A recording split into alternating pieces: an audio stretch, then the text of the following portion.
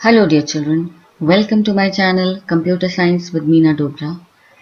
आज इस सेशन में बेटा हम क्लास 10 CBSE के इंफॉर्मेशन टेक्नोलॉजी सिलेबस में गिवन सब्जेक्ट स्किल्स सेक्शन के अंडर आने वाली यूनिट 3 डेटाबेस मैनेजमेंट सिस्टम के सेशन 3 के अंदर गिवन दो कमांड्स अपडेट और डिलीट को कवर करेंगे। हम ये दोनों ही कमांड्स ओपन ऑफिस बेस के हेल्प से थियोरेटिकली और प्रैक्टिकली समझेंगे। ठीक, इन दो कमांड्स को समझने से पहले यानी इस वीडियो को देखने से पहले I would request all of you to watch my previous 2 videos on create table command and insert command. If you have not watched them as yet, I will provide their links in the description box, so do watch them before you watch this video on update command and delete command. Fine, so let's proceed with the video now. Update command, पहले हम समझेंगे what is the purpose of update command, in which category it falls. So update is a DML command. Fine, it is a data manipulation language command. Fine, create table बेटा आपका एक DDL command था, data definition language का command था, और insert जो आपने मेरी प्रीवियस वीडियो में पढ़ा वो एक DML कमांड था। So today you are going to learn 2 more DML commands, one is update and the other is delete. Fine, so update एक DML कमांड है और नेम से ही पता चलता है what is the purpose of update command. It is used for modifying records stored in tables of a database. See, using create table, you were able to create a table, give it a structure, and using insert command, you were able to insert records into that table. Now, situations arise when your records need modification. Record आपका fields से मिलकर बनता है ना? So, कभी-कभी आपको records में changes करने की requirement आती है, and there are situations where, records become obsolete. We do not want them. Fine, तो जैसे सपोज एक स्टूडेंट टेबल है, उसमें आपने स्टूडेंट की पर्सनल डिटेल स्टोर करी हुई है। सो कभी एक स्टूडेंट का फ़ोन नंबर चेंज हो जाए या उसका एड्रेस चेंज हो जाए, सो आपको उसके रिकॉर्ड को अप टू डेट रखने के लिए इमीडिएटली रिकॉर्ड में उन अपडेशंस को करना होगा। Otherwise that record will become obsolete for us, है ना? वो हमारी करंट डेटा को, ओल्ड डेटा को स्टोर करेगा, जबकि उसे हमारे लिए नए डेटा को स्टोर करना चाहिए। ठीक, similarly suppose one of the students takes a TC, fine, so obviously there's no point keeping his record in the table. So in that case जो records हमें नहीं required है हम उन्हें delete भी कर सकते हैं। ठीक, so all these things make your because हम एक dynamic environment में work कर रहे हैं जहां हम रेगुलरली रिकॉर्ड्स को ऐड करते हैं, एग्जिस्टिंग रिकॉर्ड्स में चेंजेस करते हैं और नो मोर रिक्वायर्ड रिकॉर्ड्स को रिमूव करते हैं। So let's begin with a discussion on update command. We are already into it and it is a DML command जिसके थ्रू हम अपने रिकॉर्ड्स को मॉडिफाई कर पाते हैं। So let us see what is the syntax of update command. Update command का syntax है बेटा update table name, set column name is equal to value where condition. अब आप ध्यान रखना कि जो भी चीज़ मैं यहाँ स्क्वायर ब्रैकेट्स में दे रही हूँ वो देना कंपलसरी नहीं होता, यानी वो सिंटैक्स का एक ऑप्शनल पार्ट होता है। ये एक यूनिवर्सल कन्वेंशन है कि जब भी किसी सिंटैक्स में any part can be left out, that means any part is optional that is enclosed in square brackets. ठीक है, सो लेफ्ट आउट का मतलब ये नहीं जब आपको जरूरत हो आप दो, अगर आपको जरूरत नहीं तो आप छोड़ भी सकते हो। ठीक, लेकिन जो भी उसके apart from that whatever is the part, like update table name, set minimum 1 column आप अपडेट कर सकते हो, करना ही होगा, is equal to value and then semicolon. अब समझते हैं इसको line by line, word by word इस कमांड को समझते हैं। अपडेट कमांड, अपडेट कमांड के बाद आप देते हो अपडेट वर्ड के आगे आप लिखते हो टेबल नेम। ठीक, अपडेट टेबल नेम, जिस टेबल को आपको अपडेट करना है। फिर आप लिखते हो सेट, सेट के आगे आप लिखते हो कॉलम नेम, क्योंकि रिकॉर्ड है कॉलम से मिलकर बना है, सो ऑब्वियसली चेंजेस कहाँ होंगे, कॉलम्स की वैल्यूज में। सो आप सेट के आगे उस कॉलम का नाम दोगे जो आपको चेंज करना है, मतलब इस टेबल के किस कॉलम में आपको चेंजेस करने हैं, इज इक्वल टू वैल्यू। ठीक, उसके आगे जो भी आपको वैल्यू देनी है उस कॉलम के लिए वो दो।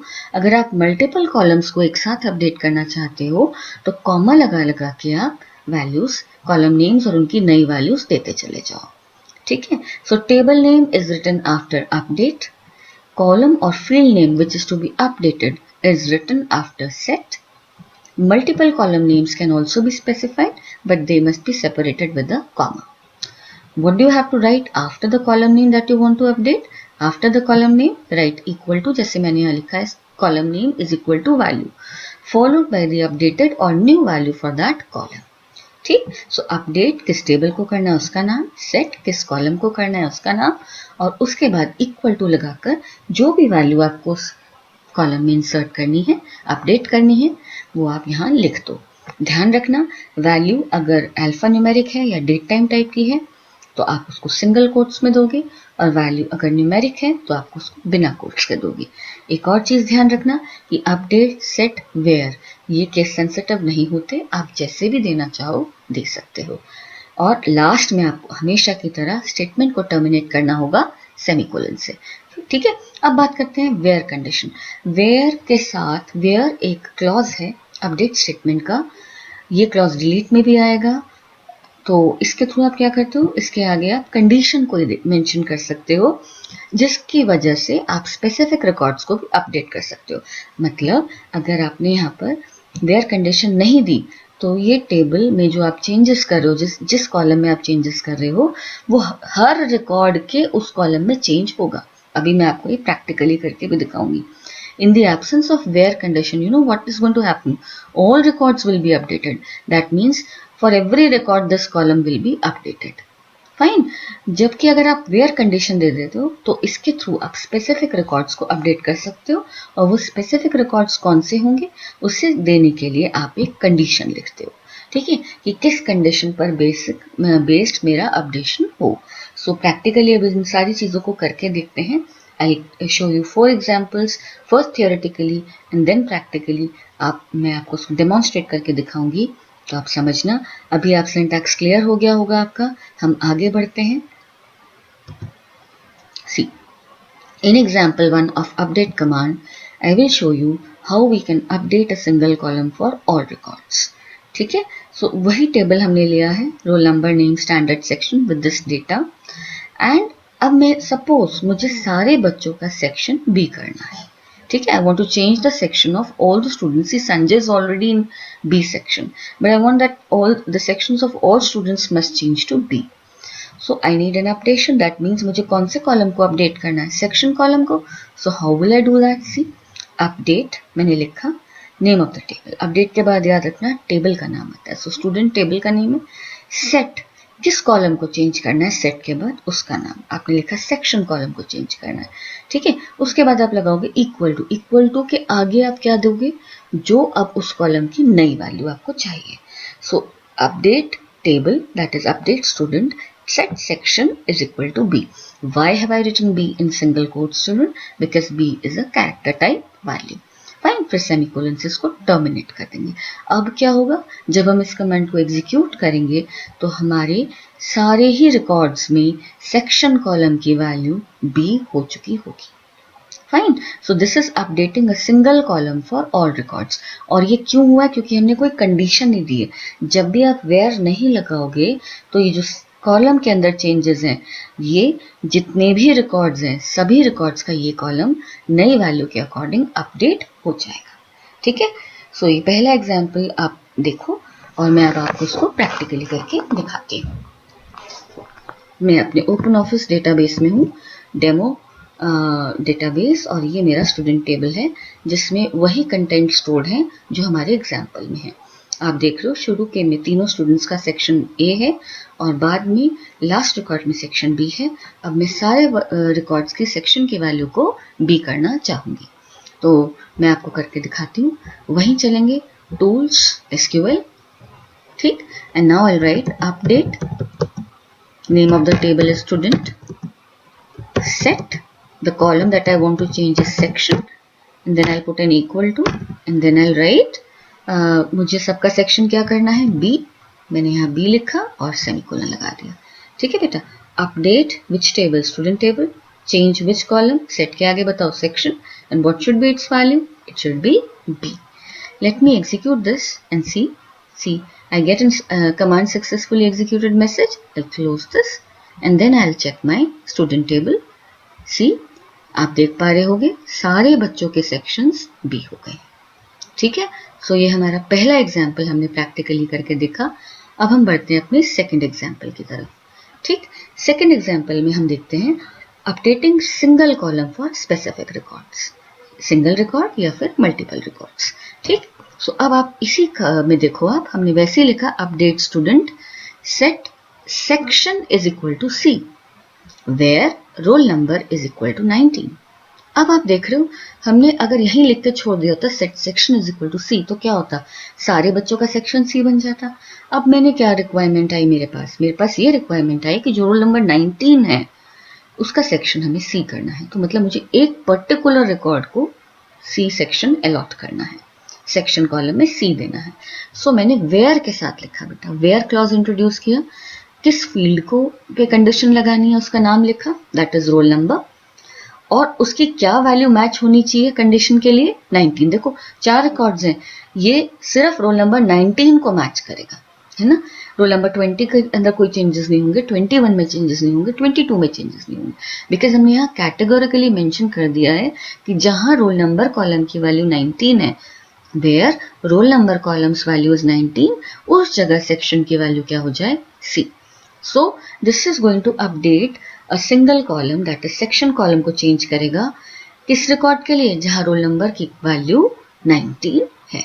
ठीक है, सो आप टेबल नेम, सेट के आगे फील्ड नेम, इक्वल टू लगा के न्यू वैल्यू, और वेयर क्लॉज के साथ आपने क्या दिया, कंडीशन, और एंड में क्या लगा दिया, सेमीकोलन। सो क्या अब हम इस कमांड को जल्दी से प्रैक्टिकली करके देख सकते हैं? बिल्कुल देख सकते हैं, लेट्स प्रोसीड। ध्यान रखना सेक्शन सी करना है रोल नंबर 19 का। So let me proceed to my database, I close this. अभी इस समय रोल नंबर 19 का सेक्शन है बी। ठीक, so I am going to again open tools, go to SQL option, and then I'll write update student set section is equal to, यहां पर क्या लिखेंगे, C। इतना लिख देते तो सबका सेक्शन सी हो जाता, लेकिन हमें सबको सी सेक्शन नहीं अलॉट करना, हमें वहां सी सेक्शन अलॉट करना है जहां रोल नंबर की वैल्यू 19 है। ठीक बेटा, सो अब इसको एग्जीक्यूट करते हैं। See it is successfully executed. Let me close this and then see student table सी।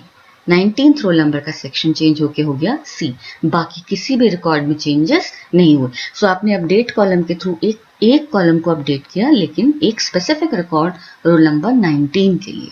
ठीक है बेटा, सो ये था हमारा एग्जाम्पल 2, और अब हम चलते हैं एग्जाम्पल 3 की तरफ। एग्जाम्पल 3 में हमने क्या करा, देखो, अपडेटिंग मल्टीपल कॉलम्स। अभी तक हमने एक कॉलम को अपडेट किया, अब हम ज़्यादा कॉलम्स को भी अपडेट कर सकते हैं, सभी रिकॉर्ड्स के लिए देखेंगे। फिर एग्जाम्पल 4 में ज़्यादा कॉलम्स को स्पेसिफिक रिकॉर्ड्स के लिए करेंगे। ठीक है, तो क्योंकि बेटा कोई भी चीज़ समझनी होती है, हम स्टेप बाय स्टेप कोशिश करते हैं उसको समझने की, वही मैं इसमें अटेम्प्ट कर रही हूँ। सो अब देखो, अब हमें क्या करना है कि इन सभी स्टूडेंट्स, मान लो इनका एनुअल का रिजल्ट आ गया और ये सारे स्टूडेंट्स क्लियर हो गए, तो अब इनका स्टैंडर्ड चेंज होके क्या होगा, 11th। ठीक, सो मुझे और इनको अलॉट करना है सेक्शन ए। सो 2 कॉलम में चेंजेस चाहिए, स्टैंडर्ड 11th हो जाना चाहिए, सेक्शन ए हो जाना चाहिए सभी के लिए, ये ध्यान रखना। तो वेयर नहीं लगेगा, तो मैंने क्या लिखा, update student set standard is equal to 11th, alphanumeric value है, इसको भी कोट्स में दिया, कॉमा लगाया, सिंगल कोट्स में बेटा कॉमा लगाया। सेकंड कॉलम कौन सा अपडेट करना है, सेक्शन, उसकी वैल्यू क्या है, ए, वो भी सिंगल कोट्स में दिया क्योंकि वो एक कैरेक्टर वैल्यू है। ठीक, अब सेमीकोलन लगा दिया। सो टेबल नेम लिखा, जितने भी फील्ड नेम्स आपको देने हैं उनके नेम्स देते गए, सेट के आगे कॉमा लगा लगा के सेपरेट करते चले गए। सभी कॉलम्स के, कॉलम का नाम, उसकी नई वैल्यू, इक्वल टू को बीच में डाला, कॉमा लगाया, कॉलम का नाम इक्वल टू उसकी नई वैल्यू। फिर जब आपकी सारी रिक्वायरमेंट्स फुलफिल हो जाती हैं, आप सेमीकोलन लगा दो। अब क्या होगा, क्योंकि आपने वेयर नहीं दिया है, these 2 columns will be updated for every record in this table। ठीक, सो उसको भी प्रैक्टिकली करके देख लेते हैं जल्दी से। Standard 11 section A for all records. इस समय सेक्शन 10 स्टैंडर्ड 10th है और सेक्शन अलग अलग हैं। Let's do it. Tools, SQL, update, कौन से टेबल को, स्टूडेंट सेट। अब 2 कॉलम्स लिखने हैं बेटा, स्टैंडर्ड की वैल्यू क्या हो जानी चाहिए, आपने यहां लिखा 11th। ठीक है, स्टैंडर्ड की वैल्यू 11th, और सेक्शन की वैल्यू क्या हो जानी चाहिए बेटा, ए। सबको हमने ए सेक्शन दे दिया। ठीक, update student set standard column to 11th and section column to 11th to A. We are not giving any condition, so that means all records will be updated. See, command successfully executed. Message हमारे पास आ गया. हम इसको खोल के देखते हैं. Now see, देखो सारे बच्चों का स्टैंडर्ड 11th हो गया और सारे बच्चों का सेक्शन ए हो गया. ठीक है, अब हमें क्या करना है, चलते हैं फोर्थ एग्जाम्पल की तरफ. फोर्थ एग्जाम्पल में देखो बेटा हमने क्या किया है, अपडेटिंग मल्टीपल कॉलम्स, लेकिन अब सबके लिए नहीं, कुछ रिकॉर्ड्स के लिए. ठीक, तो कंडीशन लगेगी. हमने लिखा update student, set standard is equal to 11th, section is equal to B, where roll number is equal to 19. ठीक है, समझ गए. मल्टीपल कॉलम्स को चेंज करें, लेकिन किसके लिए, सबके लिए नहीं, सिर्फ उस रिकॉर्ड के लिए जहां रोल नंबर की वैल्यू 19 है. ठीक है, सो अब बाकी सारे रिकॉर्ड्स अनटच्ड रहेंगे, उनमें कोई चेंजेस नहीं होगा. सिर्फ रोल नंबर 19 का रिकॉर्ड अगर टेबल में एग्जिस्ट करता है तो उसके दोनों कॉलम स्टैंडर्ड और सेक्शन बदल जाएंगे. सो हमें रोल नंबर 19 को 11th भी अलॉट करनी है. Let us execute this command. Let me close this table and go back to OpenOffice, Tools, SQL, and now I'll write update student set standard is equal to 11th, comma section is equal to B, where जहां पर roll number is equal to 90.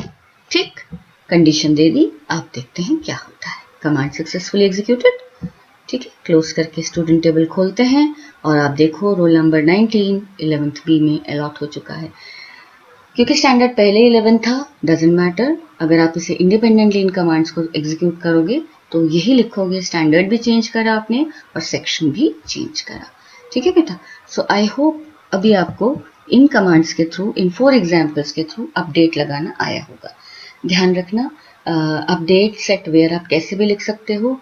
Columns का name, क्योंकि हमने create, वही बात ध्यान रखना जो मैंने इंसर्ट कमांड में बताई थी कि क्रिएट टेबल करते टाइम जैसे आपने कॉलम्स को दिया है, अगर डबल कोट्स में दिया है तो केस सेंसिटिव रहेंगे, अगर डबल कोट्स में नहीं दिया है तो केस सेंसिटिव नहीं होंगे जब तक आप उन्हें स्पेसिफिकली डबल कोट्स में नहीं लिखते. तो सिंपल तरीके से चलो बेटा, इसी तरीके से इसको समझो. आपको इंसर्ट के अंडर जो मैंने प्रिकॉशंस लेने को बोला था वो यहाँ पर भी अप्लाई होंगी. ठीक, सो अब जब हमारा अपडेट कमांड हो गया, हम बढ़ते हैं डिलीट कमांड की तरफ.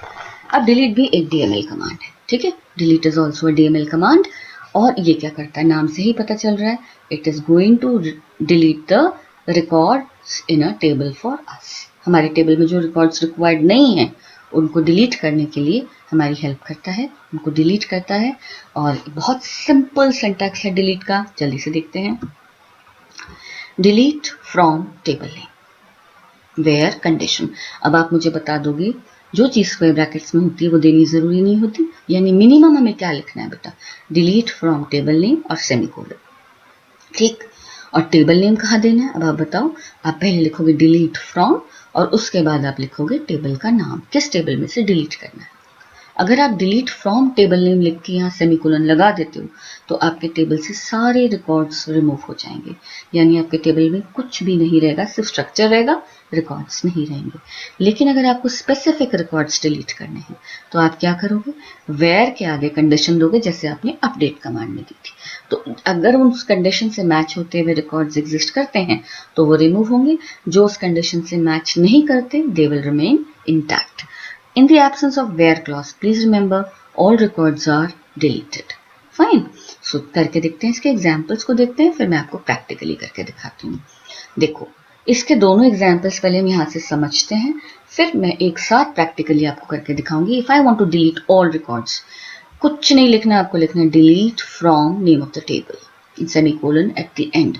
This is going to remove each and every record from your table. Simplest syntax, delete from table name. ठीक.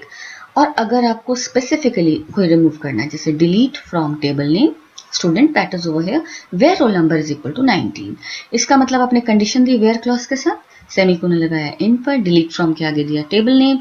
अब कौन सा रिकॉर्ड डिलीट होगा, सिर्फ रोल नंबर 19 का, और बाकी कोई रिकॉर्ड्स डिलीट नहीं होंगे. ठीक. So delete from table name, अगर सारे रिकॉर्ड्स डिलीट करने delete from table name where condition अगर स्पेसिफिक रिकॉर्ड्स को डिलीट करना है.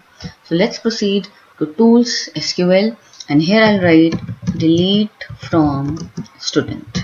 अभी पहले मैं रिवर्स करके दिखाऊंगी आपको वेयर, क्योंकि पहले सारे रिकॉर्ड्स हटा दिए तो फिर डालने पड़ेंगे roll number is equal to 19.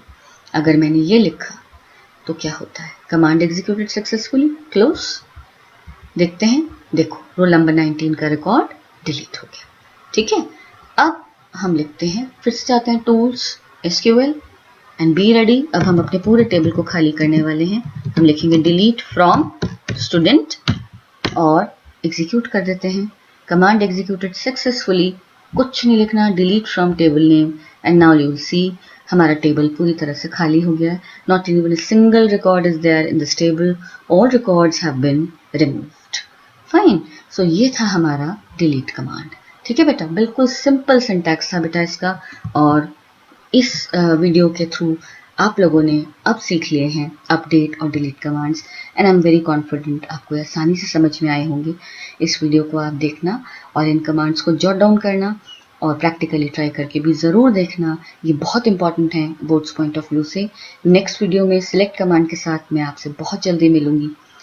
I'll eagerly wait for your feedback. Do like, share and comment on my video.